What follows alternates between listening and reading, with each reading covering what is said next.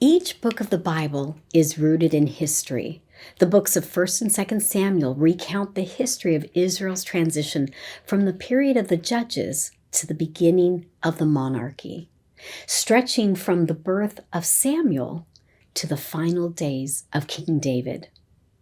A full appreciation of the historical and theological relevance of 1st and 2nd Samuel is enhanced by an understanding of the contextual background, specifically the political and economic milieu in which Israel became a nation and formed a monarchy. Internal and external pressures led Israel to become united and eventually form a monarchy. The whole history of Israel pivots at this critical juncture, and it's a juncture with geographic relevance as well as historical relevance. It's really an amazing story of God's providence. To learn more, join me for today's episode of All Things Apostolic.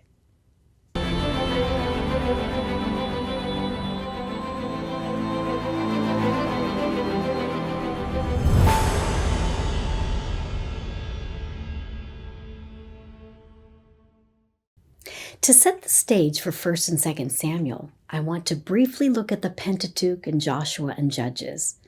The book of Genesis covers creation, the fall, the flood, the Tower of Babel, and then the call of Abraham, which laid the foundation for a future nation. The book of Exodus covers slavery in Egypt, God's rescue, and the formation of a nation under covenant with God at Mount Sinai. The tabernacle and the priesthood were established. In the book of Leviticus, God set up the religious structure, including sacrifices and feasts and guidelines for holiness in daily life. In the book of Numbers, ritual purity laws were established. God guided the people, but they demonstrated rebellion with repeated grumbling and complaining, which disqualified that generation from entering into the Promised Land. In the book of Deuteronomy, Moses stood before a new generation and explained the significance of the laws of the Torah in preparation for entering the land of Canaan. So the Pentateuch has been building toward this point, the conquering of the Promised Land, which is detailed in the book of Joshua. Now, what I'm about to share is something that I cover in an ancient world history course that I teach at Wilson University. And it is a very powerful point to show God's divine design for Israel. The nation of Israel was born in an important geographic location as well as an important historical era in the broader ancient Near East. And it was not by coincidence. It was providence. The ancient Near East is a term that refers to the region where the three continents of Asia, Africa, and Europe converge. In looking at the ancient Near East in biblical times, to the northeast was the area known as Mesopotamia. This was the Fertile Crescent, where the river valley cultures of Sumer, Babylon, and Assyria originated. To the southwest was the ancient civilization of Egypt and the Nile Valley. Trade between these two regions was essential for sustaining their large populations. Canaan was a strategic location due to the trade routes, and it was a battleground for control of the area. God placed Israel at a geographic juncture where three continents collide. As a strategic location for trade, this meant that it was a place of travel and migration, which would enable Israel to be a light to the other nations, demonstrating what it looks like to have God as their king. In addition to placing Israel at an important geographic location, God also placed Israel at a historical junction between two ages of human history. There are different ways to divide up and label human history into ages, but the simplest way is three overarching ages: the Stone Age, the Bronze Age, and the Iron Age. Now, these can be further subdivided, but I just want to keep it simple for our purposes. In the early part of the Bronze Age, copper began to be used in place of stone. Then bronze, which is an alloy of copper and tin, began to be used. Eventually, true bronze was used to create weapons, tools, and other objects. The Bronze Age period lasted from roughly 3300 BC to 1200 BC. The Bronze Age is named for the numerous technological advances that were made in this time. In this age, there was increased specialization. Eventually, the ability to heat and forge another metal, iron, brought the Bronze Age to an end and led to the beginning of the Iron Age. You can imagine that it was an important transitional time in human history. Beginning around 1200 BC, in a relatively short period of time of mere decades, there was a period of societal upheaval that saw the decline and fall of major Mediterranean civilizations. There was a near simultaneous collapse of well-established societies such as the Hittite Empire, the Mycenaean kingdoms, Egypt, Assyria, and Babylonia. The Eastern Mediterranean was thrown into a period of devastation and chaos. In fact, it is known as the Bronze Age collapse. Scholars believe that a combination of natural catastrophes, especially drought, together with earthquakes, famine, socio-political unrest, and invasion by nomadic tribes caused economic, social, and political upheaval. These factors resulted in a weakening or destruction of civilizations due to inflation, piracy, loss of trade, internal strife, warfare, population movements, destruction of cities, plague, population decline, and systems collapse. Now, here's where it gets very interesting. While the situation was devastating for the larger, more advanced civilizations, it created an opportunity for many small, independent states to become established in the area that was previously controlled by the larger kingdoms. The smaller states had a window from the 11th through the mid-9th centuries BC to flourish before the Assyrian Empire regained its strength. This window was a providential opportunity for Israel to become established as a nation. Think about the beginning of Israel with the call of Abraham, which was roughly around 2000 BC. God had been dealing with Abraham's descendants for about 1,000 years, and the timing of Israel's entry into Canaan exactly aligned with the collapse of the Bronze Age and the collapse of the strong, advanced civilizations that could have easily crushed Israel.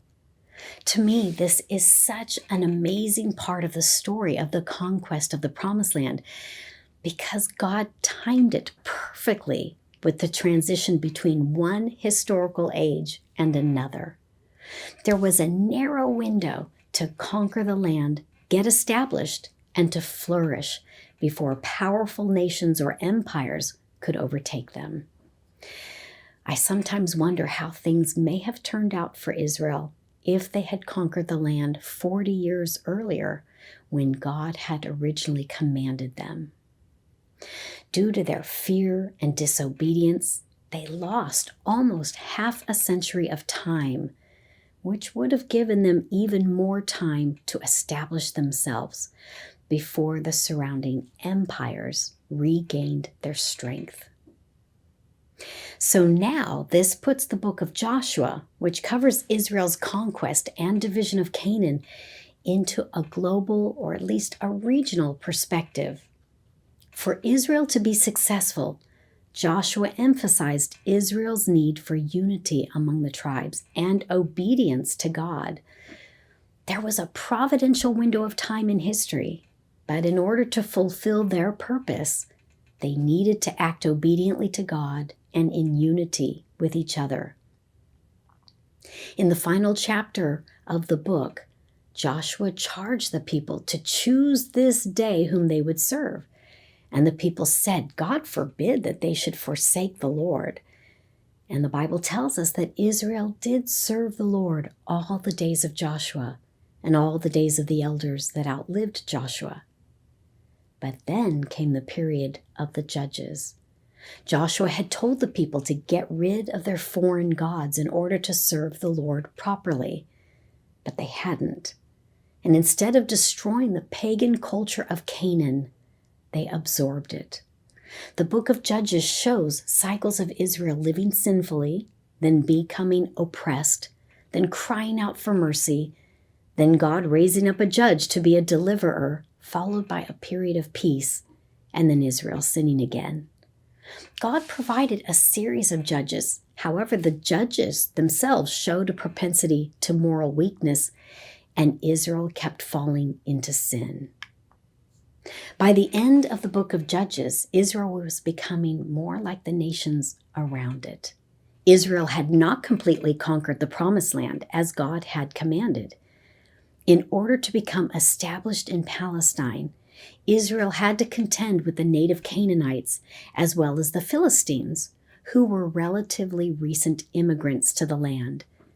Israel faced ongoing hostilities and economic competition with the Philistines and Canaanites.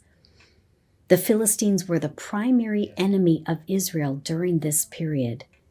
They were fearless warriors whose mastery of military science and technology enabled them to establish a formidable presence on the coastal plain of Canaan.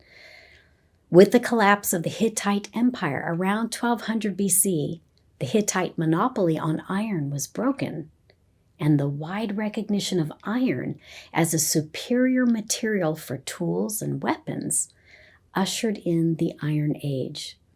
To maintain domination during the early period of the Iron Age, the Philistines banned ironsmiths in Israel to prevent them from developing weaponry. And in addition to depriving Israel of weaponry, the Philistines also reaped a profit by maintaining Israel's agricultural tools. Israel was also struggling with internal pressures because of its growing population. When Israel originally settled in the land, it established small agricultural villages in the highland core of Palestine, which was prone to uneven landforms, a lack of regularly available fertile land, and a lack of stable water supplies. Over time, Israel's burgeoning population exacerbated the difficult geographic and economic factors, creating internal pressures for centralized governance in order to provide social and economic stability. So imagine all of these pressures coming to bear on the Israelites. Although Israel was initially successful in conquering much of the land, they hadn't conquered all of it. And they were increasingly unsuccessful at controlling and occupying the conquered territories. In fact, the tribe of Dan had abandoned the promised land of their inheritance. They had embraced idolatry and moved north. As I already mentioned, Israel had frequently sinned and was disobedient, so foreigners had regularly oppressed them. And the Philistines, who were also a relatively new group of immigrants like the Israelites, threatened to displace them. The Israelites had basically become corrupt and wicked like the Canaanites, who they were supposed to displace. Even the priesthood was corrupt. Israel's sin compromised its identity and its mission. This is such a key point. God gave Israel a historical window of time to conquer the land and get established, and the promised land was at a geographic location that would enable Israel to be a light to the other nations. But instead, they became like the other nations. Israel's sin compromised its identity and its mission. By the end of the book of Judges, Israel was no longer making any serious effort to obey God. The famous last words of the book of Judges are, "In those days there was no king in Israel. Every man did that which was right in his own eyes." There was no virtuous leader in Israel.